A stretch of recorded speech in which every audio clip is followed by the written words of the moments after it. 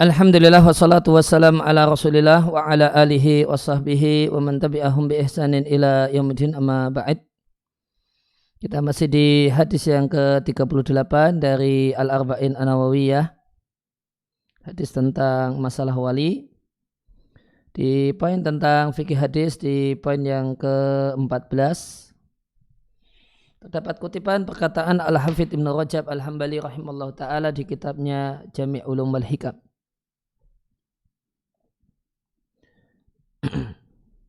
Famata imtala al-qalbu bi'azamatillahi ta'ala. Maka jika hati itu telah, mata diterjemahkan dengan jika. Jika hati itu penuh dengan keagungan Allah Ta'ala, maka keagungan Allah Ta'ala itu akan menghapus dari hati semua selain Allah. Dan tidaklah tersisa pada seorang hamba sedikit pun dari hawa nafsunya, dari jiwa dirinya dan hawa nafsunya. Sehingga tidak ada keinginan kecuali apa yang diinginkan oleh Maulahu, oleh Allah. Pada saat itu maka hamba tidak akan berbicara kecuali mengingat Allah. Tidak bergerak kecuali dengan perintah Allah. Jika berbicara maka berbicara billahi. Maka jika berbicara maka dia berbicara billahi dengan petunjuk dari Allah. Jika mendengar karena dengan petunjuk dari Allah. Jika melihat maka melihat dengan petunjuk dari Allah. Jika memukul maka memukul dengan petunjuk dari Allah. Inilah yang dimaksud dengan aku menjadi pendengarannya yang dia mendengar dengannya, penglihatannya yang dia melihat dengannya, dan tangannya yang dia memukul dengannya, dan kakinya yang dia berjalan dengannya.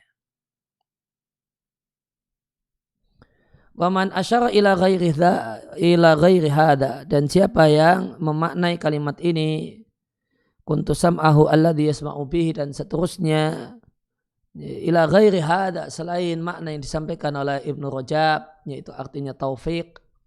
Allah berikan taufik orang tersebut sehingga melihat apa yang Allah izinkan untuk dilihat, mendengar hal-hal yang Allah izinkan untuk didengar, dan seterusnya. Maka siapa yang memaknainya selain dengan makna ini, fa inna ma yusiru ilal ilhadi, maka dia mengisyaratkan kesesatan berupa akidah hulul, menyatunya hulul wal ittihad, menyatunya sebagian makhluk dengan zat Allah Subhanahu wa ta'ala. Dan Allah dan Rasulnya berlepas diri darinya. Kemudian poin yang ke-15 itu tentang masalah taraddud bagi Allah Subhanahu wa ta'ala, kebimbangan bagi Allah. Ada kutipan perkataan Al-Albani di silsilah sahihah di jilid yang keempat. Kemudian Syekhul Islam Taimiyah memiliki jawaban yang berharga seputar untuk pertanyaan seputar kebimbangan yang disebutkan dalam hadis ini. Aku kutip huna dalam kesempatan ini dengan sedikit diringkas. Kenapa dikutip? Karena berharga dan pentingnya kutipan tersebut. Qala rahimallahu ta'ala, maka Ibnu Taimiyah rahimallahu ta'ala di Al-Majmu' mengatakan ini adalah hadis yang mulia. Wa wa asrafu hadithin. Dan dia adalah hadis yang paling mulia yang diriwayatkan tentang deskripsi wali.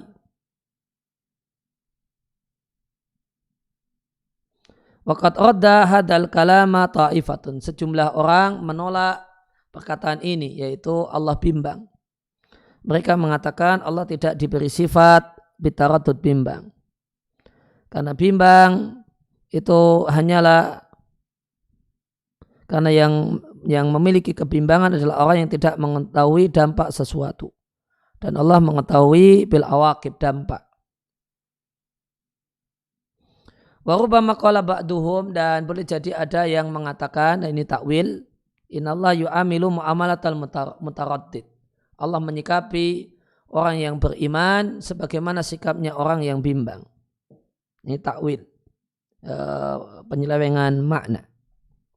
Wa tahqiq, hasil kajian dalam masalah ini adalah perkataan Rasulnya itu benar adanya. Tidak ada satupun manusia yang lebih tahu tentang Allah dibandingkan Rasulnya. Dan tidak ada yang lebih menginginkan kebaikan untuk umat dan lebih fasih dan lebih pandai menjelaskan dibandingkan Rasulullah sallallahu alaihi wasallam. Wa idza kana kadzalik, jika memang demikian, maka al-mutahadzalik wal munkir, maka orang yang mutahalik dilewati, orang yang mengingkari adanya taraddud bagi Allah adalah min adallin nasi, orang yang paling sesat.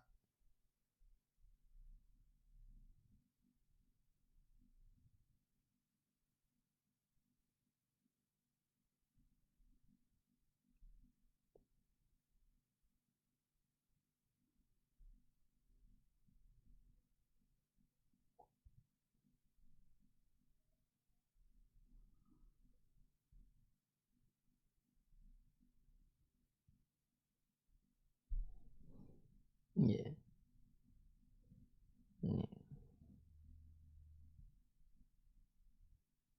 Tahda laqa.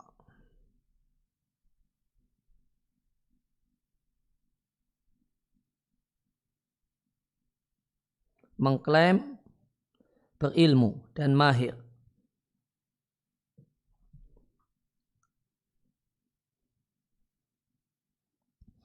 Maka orang yang kemudian mengklaim berilmu, kemudian mengingkari adanya taraddud bagi Allah adalah min adallin nasi. Manusia, termasuk manusia yang paling sesat, paling jahat, paling bodoh, paling jelek adabnya kepada Allah. Bahkan wajib menghukumnya dan memberikan hukuman takzir baginya. Dan wajib ayusona kalamu Rasulillah, perkataan Rasulullah itu dijaga dari sangkaan-sangkaan yang tidak benar dan keyakinan-keyakinan yang rusak.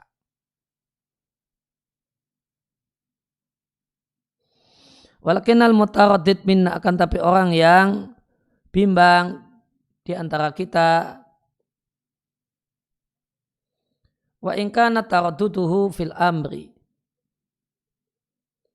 ya, meskipun kebimbangannya dalam satu perkara dikarenakan dia tidak mengetahui dampak dari satu perkara. Fa innahu la yakunu ma wasafallahu bi nafsahu, maka sifat yang Allah berikan untuk dirinya itu la yakunu bi manzilati, tidaklah setara dengan sifat yang menjadi sifat salah satu dari kita. Karena tidak ada satupun makhluk yang semisal dengan Allah. Tsumma kemudian hal ini, bahwasanya kebimbangan itu hanya muncul karena ketidaktahuan dampak. Itu satu hal yang batilun, tidak benar ala itlaqihi, jika demikian dikatakan secara general. Karena kebimbangan itu banyak jenisnya. Fa innal wahida, karena seorang manusia itu ya taraddad, bimbang, tarotan terkadang, ini yang pertama, li adamil awaqibi bil li adamil ilmi bil awaqibi, karena tidak mengetahui dampak, tidak punya ilmu tentang dampak dan ujung dari satu permasalahan. Wa tarotan, dan terkadang lima fil fi'laini, karena dalam dua perbuatan tersebut terdapat maslahat dan mafsadah.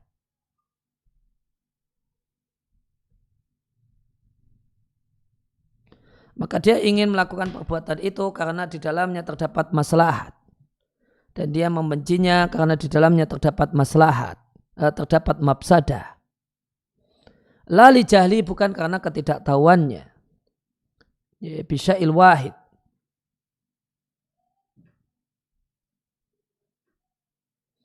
bukan karena ketidaktahuannya, bisya'il wahid, tentang sesuatu.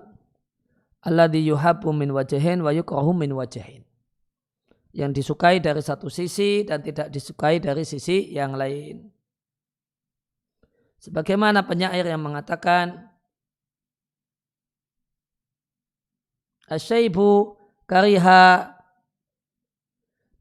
uban itu kuriha atau kurhun, Uban itu satu hal yang dibenci, wa kurhun an ufariqahu. Dan namun aku juga benci meninggalkan uban. Maka hiralah dengan sesuatu alal bardai mahbubun. Yang dibenci namun sekaligus mahbubun dicintai. Contoh pembandingnya, wahada mislu iradatil maridi. Maka itu seperti orang sakit ingin mendapatkan obat yang sangat pahit. Ya, pahitnya dia tidak suka, namun manfaat obat dia inginkan. Bahkan semua amal soleh yang diinginkan oleh seorang hamba, padahal itu sebenarnya dibenci oleh jiwa, termasuk dalam hal ini. Sebagaimana dalam hadis yang sahih, neraka dikelilingi dengan hal-hal yang disukai, dan surga dikelilingi dengan hal-hal yang tidak disukai. Dan Allah Ta'ala berfirman, kutiba alaikumul qitalu wa huwa kurhul lakum. Diwajibkan atas kalian berperang dan itu sesuatu yang tidak disukai oleh kalian. Wa min hadzal bab, dan termasuk dalam hal ini, yadharu makna taraddud al-madhkur. Nampaklah jelaslah makna kebimbangan yang disebutkan dalam hadis. Karena Allah berfirman, hambaku terus menerus mendekatkan diri kepadaku dengan amal yang sunnah sehingga aku mencintainya. Maka seorang hamba yang demikian keadaannya, sara mahbuban lil haqqi muhibban lahu. Jadilah dia dicintai oleh lil haq, oleh Allah. Muhibban lahu, dan mencintai Allah. Mendekatkan diri kepada Allah awalan pertama kali dengan amal-amal yang wajib. Wa yuhibbuha, dan Allah mencintai amal-amal yang wajib. Wa sumastada fi nawafili, kemudian orang tadi bersungguh-sungguh melakukan amal yang sunnah, yang amal yang sunnah itu Allah cintai dan Allah mencintai pelakunya. Fa'ata bikulli ma yaqdiru alaihi, maka dia melakukan semua yang mampu dia lakukan, min mahbubil haqqi, yang itu sesuatu yang dicintai oleh al-haq, oleh Allah Subhanahu wa ta'ala. Fa'ahabu al-haqqu, lantas Allah mencintainya. Li fi'li mahbubihi, ya, karena dia melakukan hal yang Allah cintai. Minal janibaini, dari dua sisi.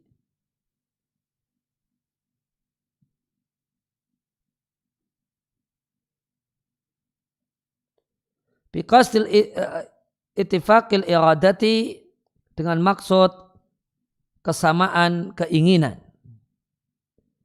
Bihaitsu, di mana hamba ini mencintai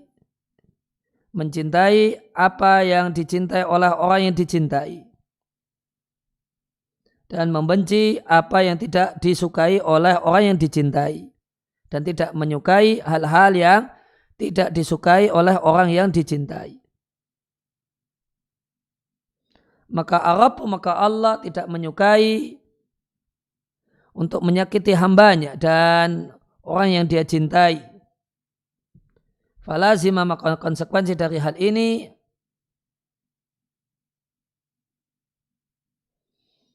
ayakraha al-mauta, Allah tidaklah menyukai kematian terjadi pada hamba yang dia cintai.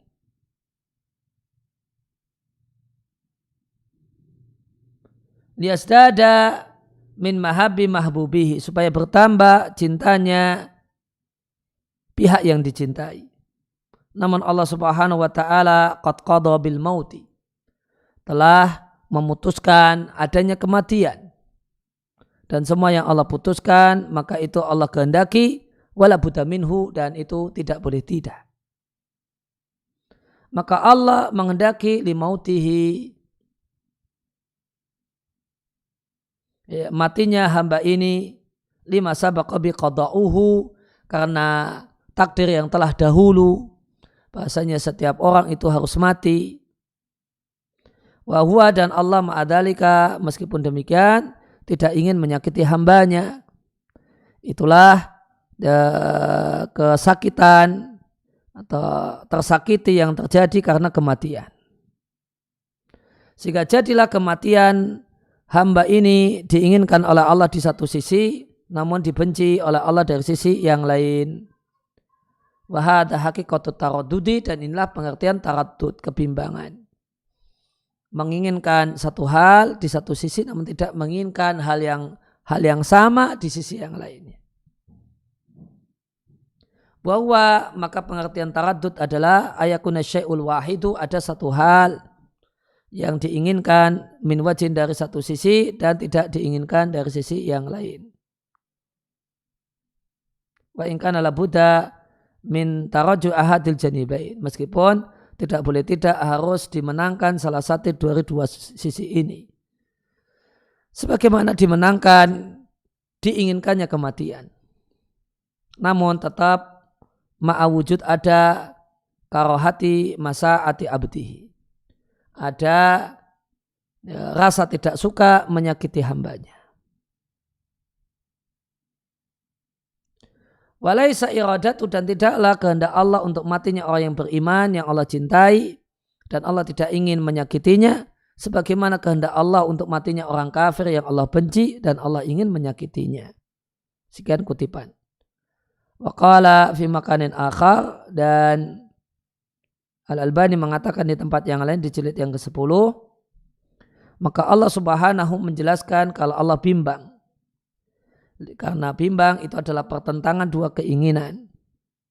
Allah mencintai apa yang dicintai dan disukai oleh hambanya, dan membenci apa yang dibenci oleh hambanya. Maka hamba tidak menyukai kematian, maka Allah pun tidak menyukai kematian. Kama qala, sebagaimana yang Allah firmankan, dan aku tidak menyukai musa'atahu, menyakitinya. Dan Allah Subhanahu wa ta'ala qad qada bil mauti, telah mentakdirkan, telah memutuskan adanya kematian.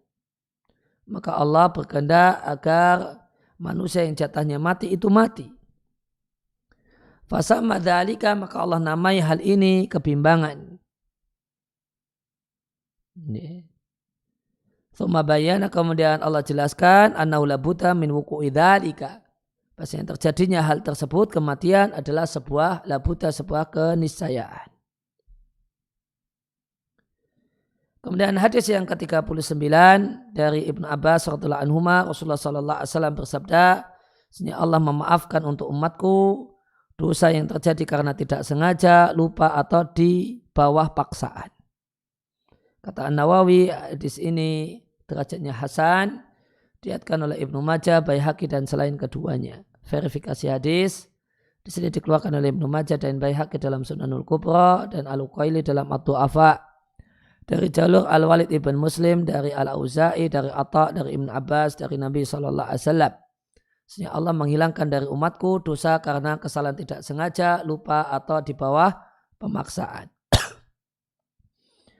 Kata Salim Al-Hilali, ini adalah sanad yang dhaif. Cacatnya adalah adanya keterputusan antara Atha dan Ibnu Abbas, sebagaimana telah disinggung oleh Al-Busiri di Zawaidnya. Faqal, Al-Busiri mengatakan sanadnya sahih jika terbebas selamat dari keterputusan. Sedangkan kemungkinan yang lebih mendekati sanadnya mengalami keterputusan dibuktikan dengan adanya tambahan nama Ubaid ibn Umair di jalur yang kedua.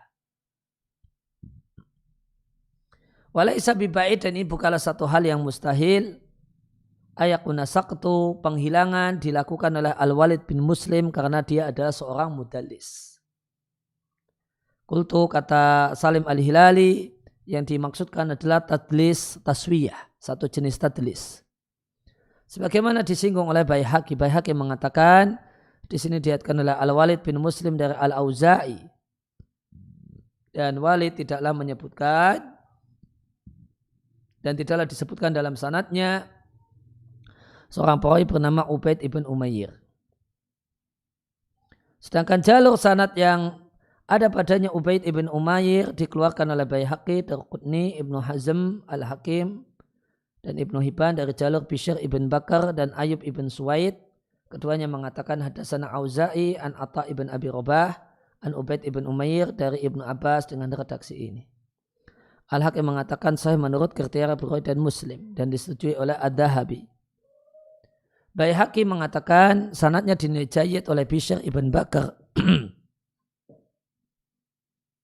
dan dia adalah seorang yang terpercaya. Al-Uqaili di Al-Du'afa mengatakan diriatkan min ghairi hadal wajhi dari jalur selain jalur ini dengan sanad yang jayyid. Ya, siapa itu selain jalur ini? Kata Salim Al-Hilali, Uqaili mengisyaratkan ila hadi tariqi. Ya, jalur ini yaitu jalur yang ada padanya Ubaid ibn Umayyir.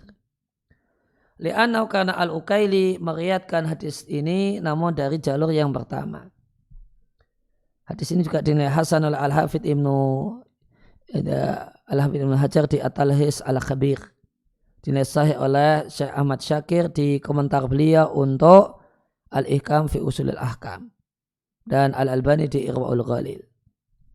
Qultu Salim Al-Hilali mengatakan hadis ini sahih sebagaimana yang mereka katakan karena perawinya perawi yang thiqah, tidak ada celaan padanya. Hadis ini dinilai cacat oleh Abu Hatim dengan inqita'. Faqala ibnuhu fi ilalil hadis, Ibnu Abi Hatim mengatakan dalam ilalul hadis, ayahku mengatakan Auza'i tidak mendengar hadis ini dari Atha. Ya, Auza'i mendengar hadis ini dari seseorang yang tidak dia sebutkan namanya. Atau aku menyangka dia adalah Abdullah bin Amir atau Ismail bin Muslim. Maka hadis ini tidak sahih dan sanadnya tidak valid.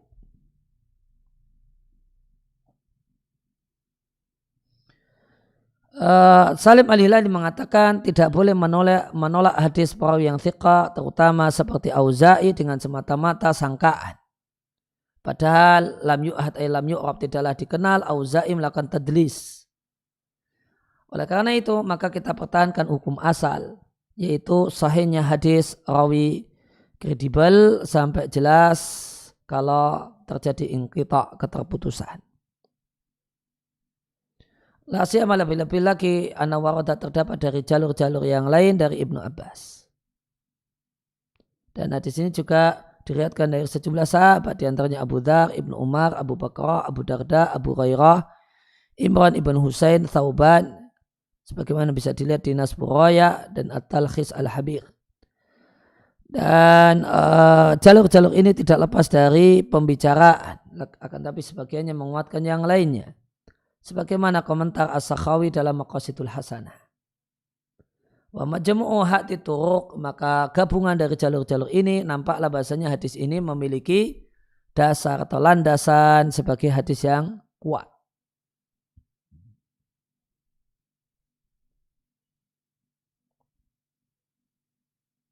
Dan Al-Albani di Irwaul Ghalil membawakan untuknya hadis penguat dari riwayat yang ada dalam Sahih Muslim. Silakan dicek dan dilihat bagi yang menginginkan. Makna kosakata asing tajawaza artinya memaafkan. Al-khata' melakukan sesuatu tanpa sengaja. Nisyan atau lupa, lalainya hati dari sesuatu yang sebelumnya diketahui. Istiqrah dipaksa adalah ilja'ul insan biduni ikhtiarin lahu bil kuliyah. Yang memaksa seseorang sehingga dia sama sekali tidak punya pilihan dan tidak punya kemampuan untuk menolak. Dipaksa untuk melakukan sesuatu yang tidak dia inginkan. Topik hadis ini hukum salah tidak sengaja, lupa dan dipaksa. Makna global. Rasulullah sallallahu alaihi wasallam menjelaskan bahwasanya Allah Subhanahu wa taala memaafkan dari umatnya al-khata'a, kesalahan, lupa dan hal yang terjadi karena dipaksa. Dan Al-Quran menunjukkan hal ini ala mufradatihi secara sendiri-sendiri. Untuk kesalahan tidak sengaja Allah berfirman, walaisa alaikum junahun. Tidak ada atas kalian dosa fima akhta'tum bih, dalam sesuatu yang terjadi tanpa sengaja. Walakin akan tapi dosa itu mata ammadat qulubukum, yang disengaja oleh hati kalian. Kemudian lupa Dalilnya firman Allah Ta'ala, wahai Rabb kami, janganlah engkau hukum kami karena sesuatu yang kami lakukan karena lupa atau tidak sengaja. Sedangkan al-istiqra dipaksa, itu ada firman Allah Ta'ala, man kafara billahi min ba'di imanihi. Siapa yang kafir kepada Allah setelah beriman, ilaman ukriha, kecuali orang yang dipaksa dan hatinya mantap dengan keimanan. Walakin akan tetapi orang yang kafir adalah orang yang lapang dengan kekafiran, dadanya lapang dengan kekafiran. Nah itu untuknya murka dari Allah dan bagi mereka siksaan yang besar. Dan hadis ini dalil luasnya kasih sayang Allah. Dan Allah betul-betul mengetahui kelemahan hambanya sehingga Allah tidaklah menimpakan hukuman kepada para hamba dalam kondisi-kondisi ini. Kandungan hadis. Kemurahan Allah Subhanahu wa Ta'ala dan besarnya maaf yang Allah berikan, di mana Allah memaafkan perkara-perkara ini. Ya, maka ini menunjukkan kasih sayang Allah dengan hamba-hambanya dalam kondisi ini, tidak sengaja, lupa atau dipaksa. Nah, hilangnya dosa karena dipaksa, tidak sengaja atau lupa adalah kekhasan umat Muhammad SAW. Umat-umat terdahulu melakukan dosa dalam keadaan dipaksa tetap dosa. Dalam keadaan lupa melakukan kesalahan ya tetap dosa. Maka ini menunjukkan bahasanya umat Muhammad adalah umat yang terbaik dan umat yang unggul di atas semesta alam. Kemudian hadis ini adalah penjelas untuk firman Allah Ta'ala, Allah tidaklah membebani satu jiwa kecuali sesuai dengan kemampuannya. Kemudian hadis ini dalil dibedakannya al-khata' dan nisyan. Lupa atau tidak sengaja dan lupa. Yang namanya tidak sengaja melakukan sesuatu lantas terjadi hal yang tidak diinginkan. Sedangkan nisyan, lupa itu ingat sesuatu kemudian lupa saat melakukannya. Ya, kandungan yang kelima, simpelnya syariat Islam dan mudahnya syariat Islam. Syariat Islam datang mengajarkan untuk mencegah kesulitan dan menghilangkan kesempitan. Menghilangkan al-isra, beban itu kewajiban, wal aghlal dan belenggu, yaitu hal-hal yang haram. Beban dan belenggu yang menimpa atau mengikat umat-umat terdahulu. Kemudian hadis yang ke-40 dari Ibnu Umar radhiyallahu anhuma, Rasulullah sallallahu alaihi wasallam memegangi dua pundakku kemudian mengatakan, jadilah engkau wahai Ibnu Umar ketika di dunia seakan-akan engkau adalah seorang yang merantau atau abiru sabilin, seorang musafir yang sedang berjalan. Adalah Ibnu Umar radhiyallahu anhuma mengatakan, jika Anda berada di waktu sore jangan tunggu pagi.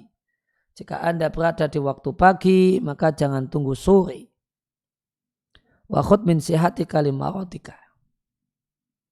Ambillah dari masa sehatmu bekal untuk sakitmu, dan dari hidupmu bekal untuk matimu. Diriwayatkan oleh Muslim. Kosakata asing akhoda artinya amsaka, memegangi. Mangkib itu pertemuan antara kepala, lengan atas dan pundak. Li'anau yu'tamadu alaihi, karena pundak itu menjadi tumpuan. Amsaita artinya masuk di waktu atau berada di waktu sore. Asbahta artinya masuk dan tiba di waktu pagi. Topik utama hadis ini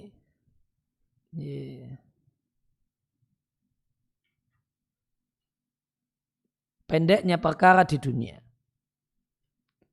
Makna global. An-Nawawi mengatakan di Riyadhus Shalihin, kalau para ulama mengatakan ketika menjelaskan hadis ini, makna hadis ini, janganlah condong kepada dunia. Jangan jadikan dunia sebagai tempat domisili. Jangan katakan pada jiwamu bahasanya engkau tinggal lama di dunia. Wala bil i'tina'i biha. Jangan pula kemudian perhatian dengan dunia. Maka janganlah bergantung dari dunia kecuali sekedar seukur bergantungnya perantauan yang tidak berada di rumah, di daerah domisilinya. Janganlah kemudian tersibukkan fiha dalam masalah dunia dengan hal yang tidak menjadi kesibukan selayaknya seorang perantau yang ingin pergi kembali menemui keluarganya di kampung halaman. Wabillahi taufik. Allah lah yang memberi taufik.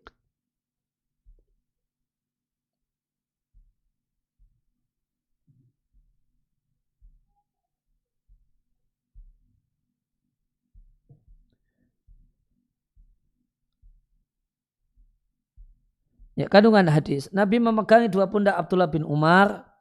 Maka ini indikator rasa cinta Nabi kepada Ibnu Umar. Dan Nabi mau mengingatkan Ibnu Umar pentingnya apa yang akan Nabi sampaikan. Maka dalam hadis ini terdapat dalil bolehnya seorang guru menyentuh anggota badan murid ketika kegiatan belajar, mengajar dan memberi nasihat. Dan memegang badan itu memiliki fungsi litaknis, membuat nyaman. Karena menunjukkan kedekatan. Lain hanya kalau tidak bersentuhan. Itu ada jarak yang memisahkan. Kemudian watanbih dan untuk menarik perhatian.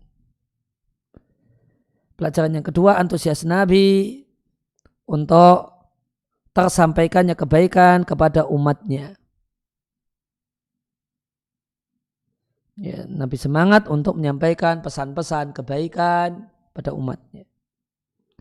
Kemudian yang ketiga, motivasi untuk zuhud di dunia dan mencukupkan diri dengan ma la budda minhu, hal-hal yang menjadi sebuah keniscayaan.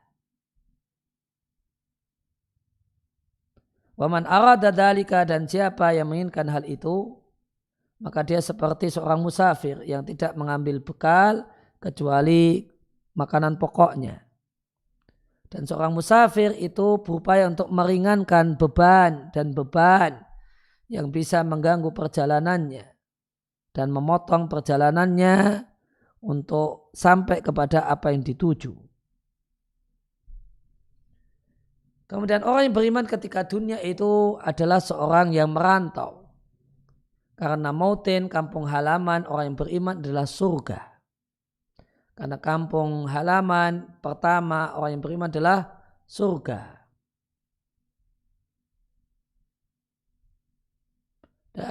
Musuh manusia lah yang mengusir manusia minum dari surga. Kemudian menawan manusia. Maka selain seorang muslim mengambil bekal yang bisa mengantarkannya kepada tempatnya yang paling tinggi. Ibnu Qayyim al-Jauziyah memiliki sejumlah bait yang mengandung pesan ini. Wahaya ala jannati, mari menuju surga Aden, surga tempat domisili. Fa inna sesungguhnya surga adalah manazilukal ula wa fihal mukhayyamu. Adalah tempat tinggalmu pertama dan di sana ada banyak tenda-tenda. Akan tapi kita adalah tawanan musuh. Fal tara, tidakkah engkau lihat bagaimanakah kita kembali ke tanah kelahiran kita dan kita selamat dari tawa dan musuh. Wa ayu irtirabin, dan keterasingan apa yang lebih dari keterasingan kita. Alatillaha, itulah satu keterasingan di mana jadilah musuh fina tahakamu, mengatur dan menguasai kita.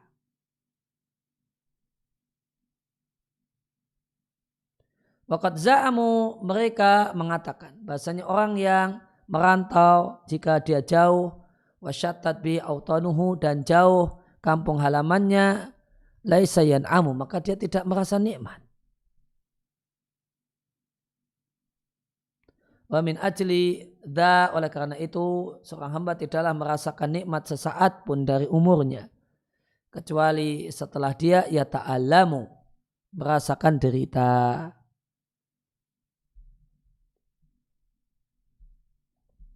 Kemudian kandungan yang kelima dari hadis ini adalah bersegera untuk melakukan segala sesuatu pada waktunya.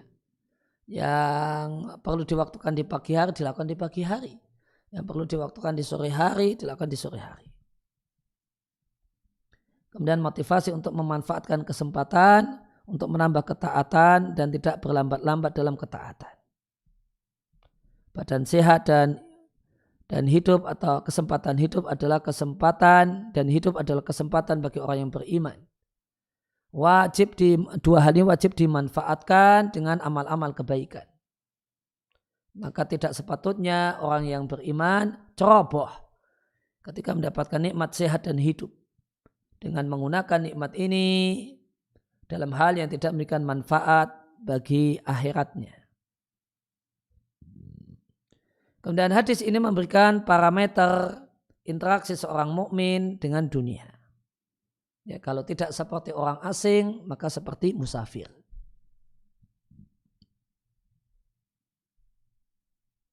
Hadis ini adalah dalil pokok untuk tidak panjang angan-angan di dunia. Qasul amal. Nah, ini mungkin maudhu'nya itu qasul amal ya. Itu salah cetak itu. Maudhu' hadis qasul amr fi dunya. Itu harusnya qasul amal. Pendek angan-angan, tidak panjang angan-angan tentang dunia. Dan kandungan yang ke-10, hadis ini tidaklah menunjukkan adanya perintah untuk meninggalkan mencari penghidupan dan meninggalkan menikmati hal yang mubah. Maka hadis ini sama sekali tidak menunjukkan bahasanya seorang muslim yang mulia adalah yang tidak kerja dan yang tidak menikmati hal yang mubah. Karena Rasulullah SAW melakukan itu semua, yaitu menikmati hal yang mubah. Nabi makan daging ayam, Nabi makan daging kambing. Dan Nabi melakukan kegiatan mencari penghidupan. Meskipun penghidupan beliau setelah beliau jadi Nabi adalah harta rampasan perang. Namun yang jelas Nabi tidak meninggalkan hal yang menjadi pemasukan untuk penghidupannya.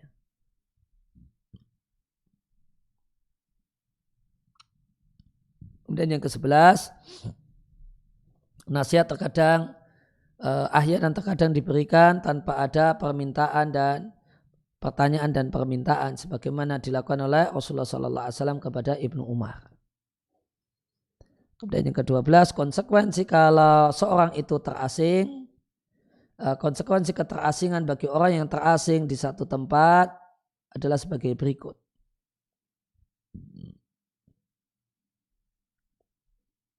Yang pertama, tidak berdomisili di negeri alladzi yamur alaihi yang dia lewati.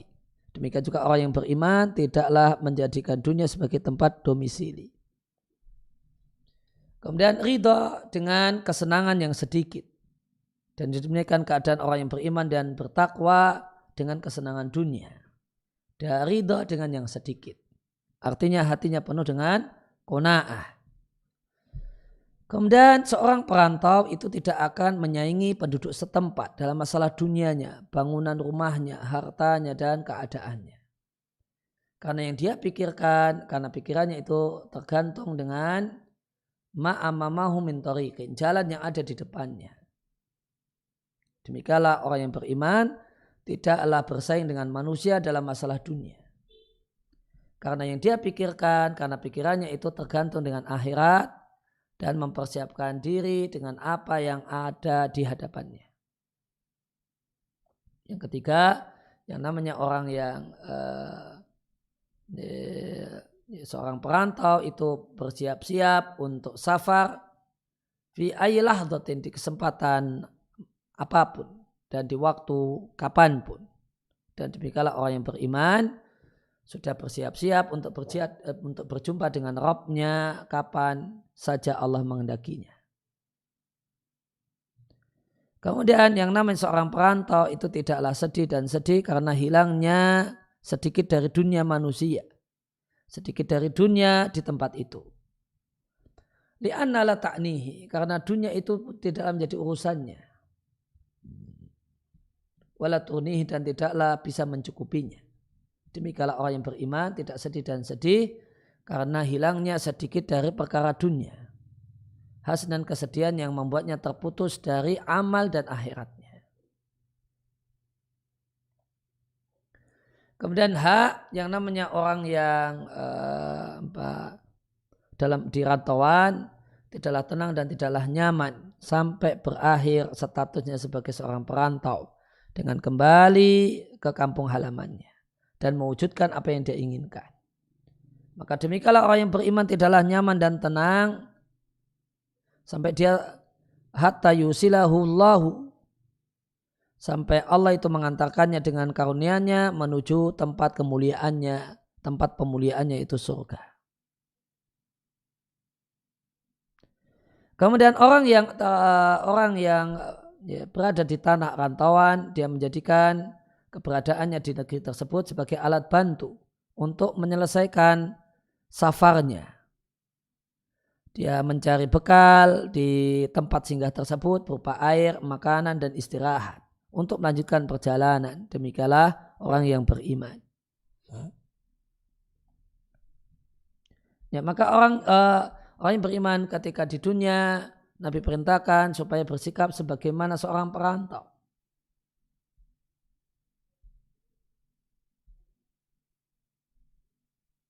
Dan label perantau dalam hadis ini menunjukkan dua hal. Yang pertama, akan meniadakan ujub, sombong dan bangga diri. Karena orang yang berada di tempat rantauan wajib menjadi orang yang sopan. Jangan orang yang sombong, orang yang pongah dan congkak, tidak. Nanti dia akan dihabisi oleh orang-orang penduduk asli tempat tersebut jika bersikap demikian. Kemudian yang kedua, yuhi mengisyarat al-lafdhu, kata-kata itu mengisyaratkan bil maskanah, kehinaan dan ketawaduan. Maskanah di sini yang diinginkan adalah ketawaduan. Dan dua hal ini wajib menjadi hiasan seorang mukmin. Maka dia tiadakan kesombongan dan berbangga. Dan dia memakai pakaian seorang hamba, seorang yang membutuhkan dan yang menghinakan diri kepada Allah Subhanahu wa taala. Ya, maka Nabi beri dua opsi, jadilah seperti seorang perantau atau musafir. Dua peran ini memiliki kesamaan, yaitu adamil istiqrar, tidak berdomisili, dan tidak istitan, menjadikan daerah domisili. Wal istidad lirahil, karena sudah menyiapkan diri lirahil untuk pergi meninggalkan dunia. Nah, di sini mendidik orang yang beriman untuk mengharapkan akhirat dan melihat dan menyiapkan diri untuk akhirat. Dan di sini menjelaskan jangka waktu dunia jika dibandingkan akhirat. Maka dunia itu seperti tempat singgahnya orang yang terasing di daerah keterasingannya, daerah asingnya, yang itu cuma sebentar, muqaranatan jika dibanding dengan istitanihi fi baladi. Dia mengambil domisili di negerinya. Atau perbandingannya adalah istirahat seorang musafir dibandingkan dengan jangka waktu tempat tinggalnya bersama keluarganya. Sungguh benar orang yang mengatakan. Ya, tempat tinggal orang yang asing di setiap daerah adalah seperti bangunan yang dibangun di atas angin. Artinya bukan bangunan yang permanen. Karena ada hal yang lain yang dirindukan. Kemudian hadis ini dengan bisa ditangkap dan bisa disimpulkan menunjukkan ruginya orang yang menjual dunianya dengan agamanya. Karena dia menjual yang fana dan yang hilang dengan yang baqa, yang abadi dan selamanya. Dan perkataan Ibnu Umar, jika berada di waktu sore jangan tunggu pagi, jika berada di waktu pagi jangan tunggu sore. Ini adalah penjelasan untuk hadis di bab ini. dan praktek real untuk mengamalkan hadis. Kemudian hadis yang ke-41 dari Abu Muhammad Abdullah bin Amr ibn Al-As radhiyallahu anhuma, Rasulullah sallallahu alaihi wasallam bersabda, kalian tidak akan betul-betul beriman sampai hawa nafsunya mengikuti majitu bihi, ajaran yang kubawa. Hadis sahih kami riwayatkan dalam kitab Hujjah dengan sanad yang sahih. Verifikasi hadis. Hadis ini dikeluarkan oleh Baghawi di Syarh Sunnah, Ibnu Abu Asim dalam As-Sunnah, Al-Khatib Al-Baghdadi di Tarikh Baghdad dan yang lain. Dan dia adalah hadis yang dhaif. Karena Nu'aim ibn Hamad itu rawi yang dhaif karena dia sering salah. Bahkan sebagian ulama jarh ta'dil menuduhnya bohong.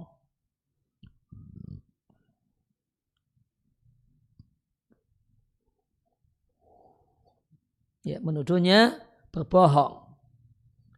Dan Al-Hafidz Ibnu Rajab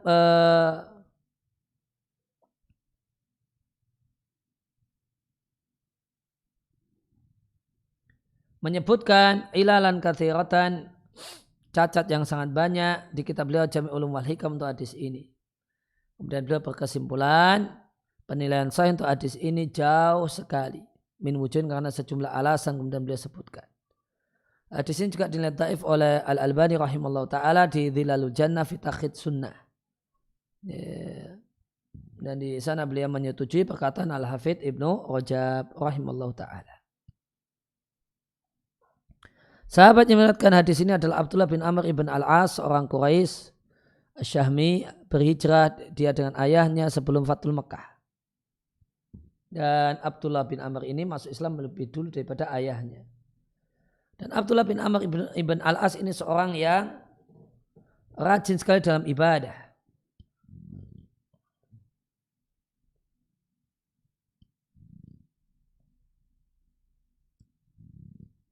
Dan Abdullah bin Amr ibn Al-As ini adalah sahabat yang paling banyak tahammul, mengambil ilmu dari Rasulullah sallallahu alaihi wasallam. Bedanya Abu Hurairah lebih banyak meriwayatkan. Karena Abu Hurairah memang tasodda fokus untuk meriwayatkan, sedangkan Abdullah bin Amr ibn Al-As dominan pada diri beliau al-ibadatu ibadah. Jadi sebenarnya kalau dari sisi hadis yang dimiliki, Abdullah ibn Amr ibn Al-As lebih banyak daripada Abu Hurairah. Cuma kalah dengan Abu Hurairah tentang hadis yang disampaikan kepada murid. Karena sahabat Abdullah bin Amr ibn Al-As lebih fokus kepada ibadah, tidak kepada periwayatan. Maka Abu Hurairah riwayatnya lebih banyak karena dia memang fokus menyebarkan riwayat hadis. Ya, beliau wafat di malam-malam kejadian Al-Harrah, ya, pemberontakan sejumlah penduduk Madinah. Di akhir Dzulhijjah tahun 63 Hijriah, itu Harrah. Kosakata asing tidak beriman artinya tidak iman yang sempurna. Sampai hawa nafsunya itu, kecondongannya dan keinginannya mengikuti apa yang aku ajarkan. Mengikuti maja'a bihi minasyar'i, syariat yang dibawa oleh Nabi. Maka tidak menoleh kepada yang lain. Topik utama hadis ini wajibnya patuh dengan ajaran Muhammad sallallahu alaihi wasallam. Ya, penjelasan global, sang Rasul sallallahu alaihi wasallam menginformasikan bahwa seorang hamba itu imannya tidak sempurna sampai kecondongannya dan keinginannya mengikuti ajaran syariat yang nyata. Ya, patuh dengan petunjuk sebaik-baik Rasul. Kandungan hadis, al-mu'minu yatakhalla an hawahu. Seorang mukmin itu mengosongkan, membersihkan diri dari hawa nafsu yang menyelisihi dari berbagai macam keinginan yang menyelisih syariat Allah. Siapa yang menjadikan hawa nafsunya mengikuti kitabullah, mengikuti Al-Quran dan sunnah Rasulnya, maka dia adalah orang yang telah menyempurnakan iman. Kemudian yang ketiga, mentaati hawa nafsu itu akan membelokkan dari hidayah dan petunjuk. Kemudian hadis ini dalil bahwa iman bertambah dan berkurang. Kemudian hadis ini mendidik jiwa seorang mukmin untuk memiliki hal-hal berikut ini. Yang pertama, melawan diri, sehingga diri itu mengikuti syariat dan merasa puas dengan dalil. Kemudian yang kedua, mengevaluasi diri dan mengawasi diri. Wahamluha, di sini maknanya memaksa, dan memaksa diri untuk taat pada Allah dan Rasulnya. Dan ini penting, memaksa diri untuk taat kepada Allah dan Rasulnya. Karena kecenderungan manusia itu malas.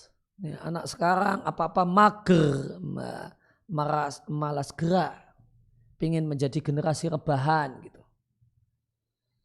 Nah, supaya orang itu bisa menjadi orang yang taat, itu dia harus paksa dirinya untuk taat pada Allah dan Rasulnya.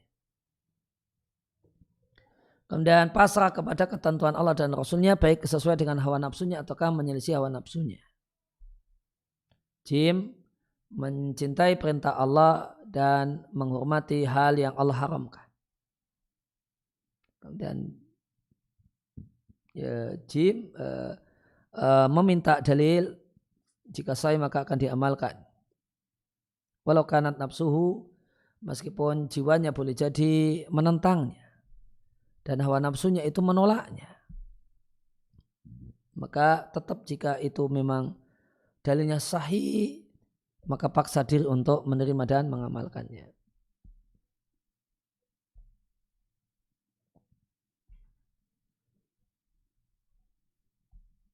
Ya, kemudian hadis yang terakhir, hadis yang ke-42.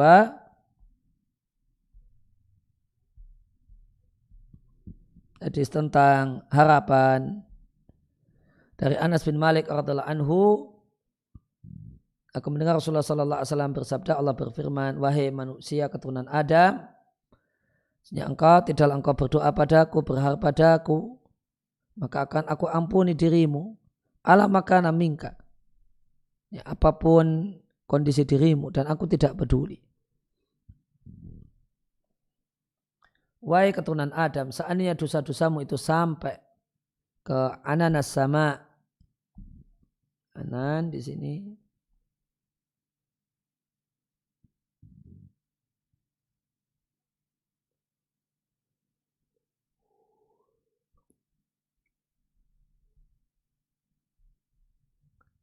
Ya, sampai ke sepenuh langit gitu.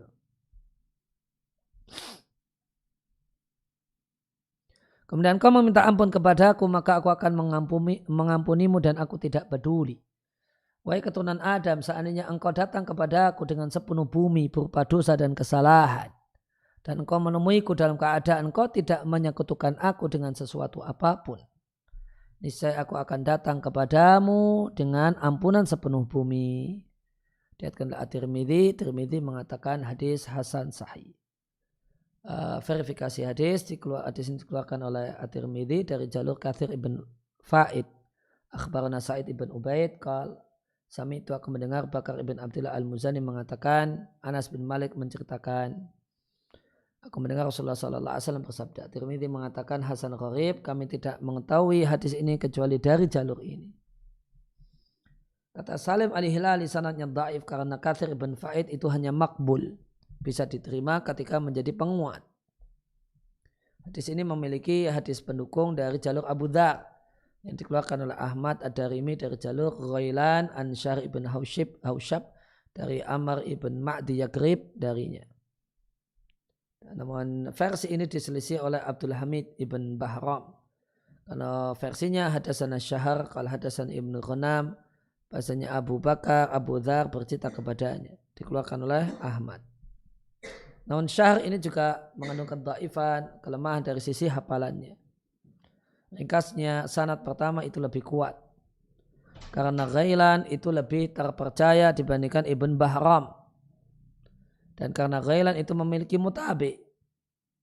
Karena dia didukung oleh Amir ibn al-Ahwal. Dari Syar ibn Haushab, dari Amr ibn Ma'di Yagrib, dari Abu Dzar. Dikeluarkan oleh Imam Ahmad. Dan Amir al-Ahwal si juling ini adalah Abdul Wahid al-Basri. Seorang yang sadukun, jujur, namun kadang salah. Hadis ini punya jalur yang lain yang lebih ringkas dari Abu Dzar. Dikeluarkan oleh Al-Hakim dan Ahmad dari jalur Asim dari Al-Ma'rur bin Suwaid. Bahasanya Abu Dzar mengatakan, As-Sadiqul Masduq, orang yang benar perkataannya dan mendapatkan informasi yang benar, bercerita kepada kami dalam apa yang diriwayatkan oleh Rabbnya Tabaraka wa Ta'ala. Bahasanya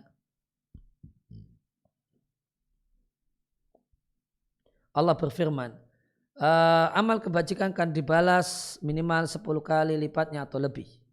Sedangkan wasayatu, satu kejelekan itu wahid atau nilainya 1 atau aku ampuni. Seandainya engkau berjumpa kepada aku, menemuiku dengan sepenuh dosa sepenuh bumi, selama engkau tidak menyekutukan Allah dengan sesuatu apapun, niscaya akan aku berikan kepadamu ampunan sepenuh bumi. Salim Al-Hilali mengatakan ini sanad, hada isnadun, sanad ini rawinya terpercaya selain Asim, dan dia adalah Asim ibn Bahdalah, seorang yang saduq, artinya sanadnya hasan. Wabil jumlah, kesimpulannya hadis ini sahih bisyawahidihi, sahih li ghairihi, wallahu a'lam.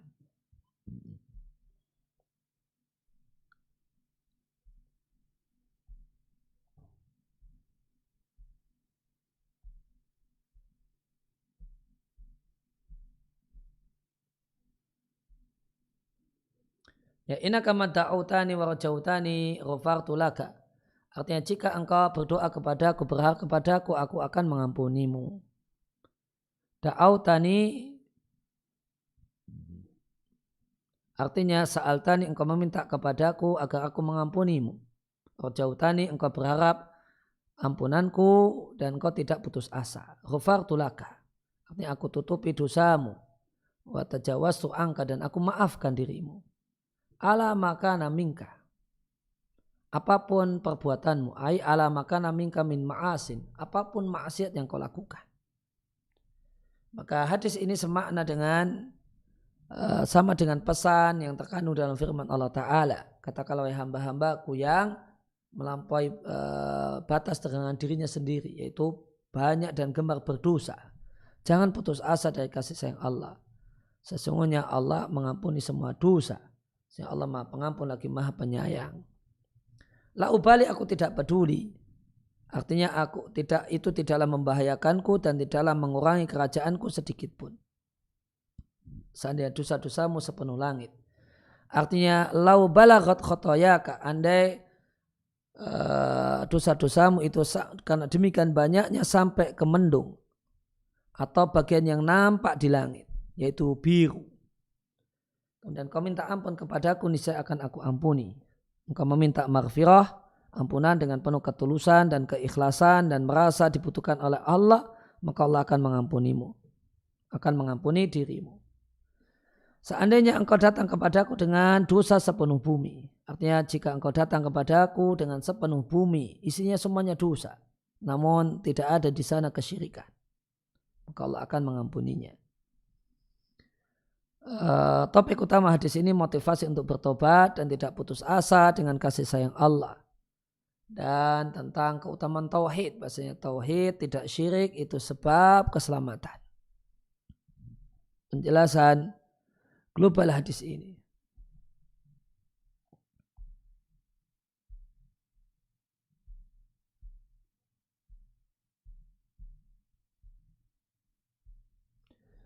Dalam hadis qudsi ini Allah mengajak berdialog semua keturunan Adam. Bahasanya mereka, jika mereka meminta maghfirah, ya, meminta ampunan dan berharap kasih sayang Allah dan tidak putus asa dari kasih sayang Allah, maka Allah akan mengampuni dosa mereka, menutupi aib mereka dan memaafkan mereka.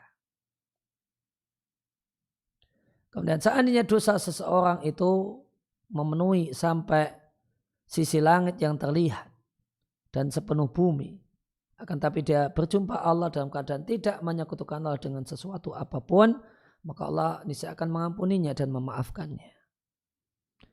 Wa fi hadza, maka dalam hal ini terdapat motivasi untuk ikhlas, dan bahasanya ikhlas itu adalah sebab mendapatkan maghfirah, ampunan, rahmat Allah dan keselamatan. Ya, kandungan hadis ini menjelaskan betapa luasnya kasih sayang Allah. Ya, karena dosa sepenuh bumi pun akan Allah ampuni. Dan hadis ini menjelaskan bahasanya Allah itu suka hambanya yang berdoa kepadanya, berharap kepada Allah, dan memohon ampunan kepada Allah. Yang ketiga, beriman kepada Allah adalah syarat diampuninya dosa. Karena Allah tidaklah mengampuni dosa kemusyrikan dan mengampuni dosa yang levelnya di bawah kemusyrikan. Kemudian jika seorang hamba itu betul-betul bertobat, niscaya Allah akan mengampuni dosa-dosanya meskipun sepenuh bumi atau dosanya itu menumpuk sampai mendung. Yang kelima di sini menjelaskan keutamaan ikhlas. Dan bahasanya ikhlas adalah sebab segala kebaikan. Dengan sebab ikhlas tercegahlah segala kejelekan dan hal yang tidak disukai. Yang keenam di sini menjelaskan sebagian sebab untuk mendapatkan ampunan. Yang pertama adalah doa. Ini diambil dari hadis ma da'autani. Kemudian yang kedua adalah berharap kepada Allah berdasarkan kalimat ma rajautani. Yang ketiga meminta ampunan kepada Allah. Tsumma astaghfartani. Kemudian kau meminta ampun kepada aku. Kemudian yang keempat tauhid. Karena Allah mengatakan tsumma laqitani la tusyriku bi syai'a. Dan kau berjumpa denganku dalam keadaan tidak menyekutukanku dengan sesuatu apapun. Kemudian yang ketujuh, hadis ini membuka pintu harapan bagi orang yang musrif ala nafsihi. Melampaui batas terhadap dirinya dengan memperbanyak maksiat. Supaya tidak putus asa dari kasih sayang Allah. Namun ingat, kasih sayang Allah itu tertuju untuk orang-orang yang mau insaf. Orang-orang yang mau bertobat. Bukan orang yang mengharap kasih sayang Allah dalam keadaan dia terus melakukan maksiat yang itu menyebabkan murka Allah.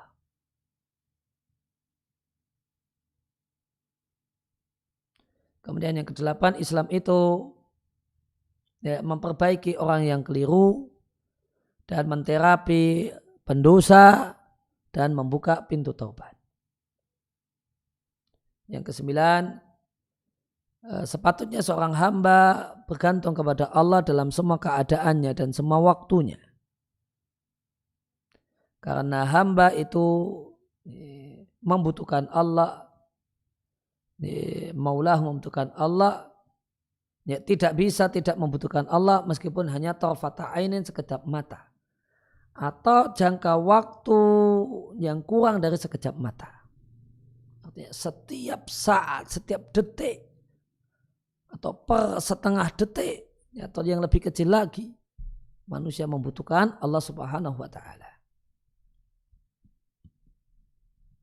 Kemudian yang ke-10, hadis ini menjelaskan bahwasanya manusia tercipta dalam keadaan lemah.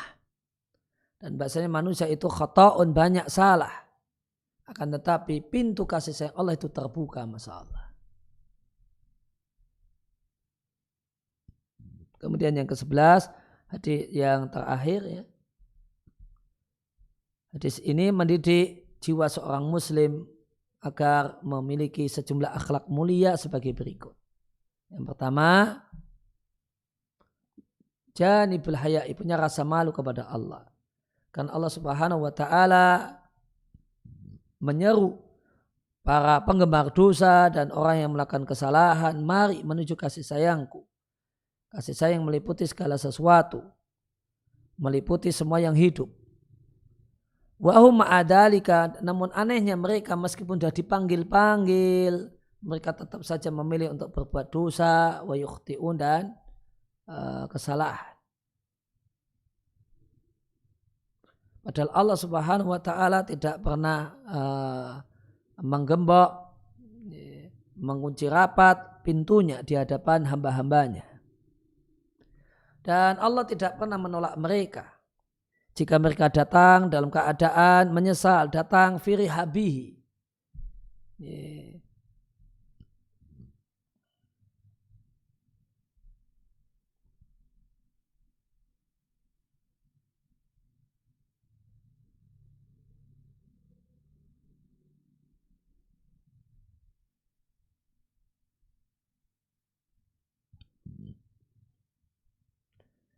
Ya, rihab jamak dari rohbah. Rohbah itu halaman. Ya. Ketika seorang itu datang dalam keadaan menyesal di hadapan Allah. Wala syakka tidaklah diragukan bahasanya hal ini akan menimbulkan rasa malu kepada Allah dalam diri seorang hamba. Kemudian akhlak yang diajarkan oleh hadis ini adalah berbaik sangka kepada Allah. Dan Allah itu mengikuti sangkaan hambanya kepadanya.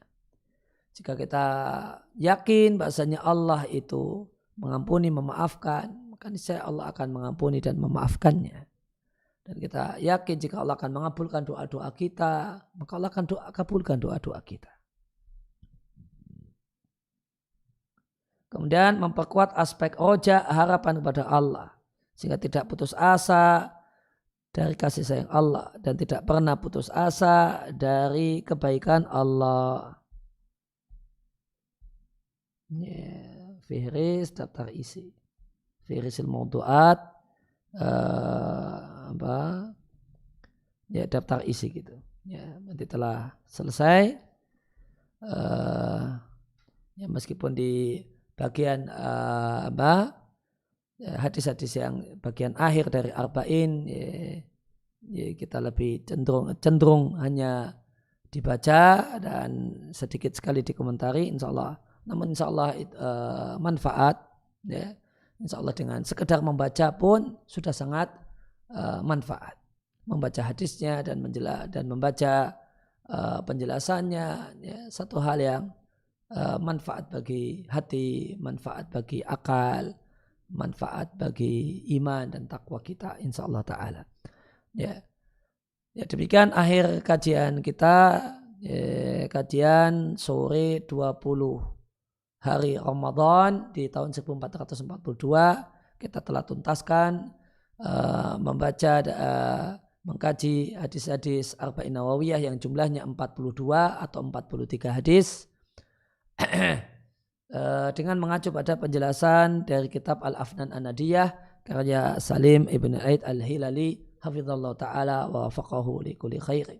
Allahumma alimna ma yanfa'una wanfa'na bima 'allamtana wa zidna ilma wa sallallahu ala nabiyyina Muhammadin wa ala alihi wa sahbihi wa sallam wa aqu da'wana alhamdulillahi rabbil alamin.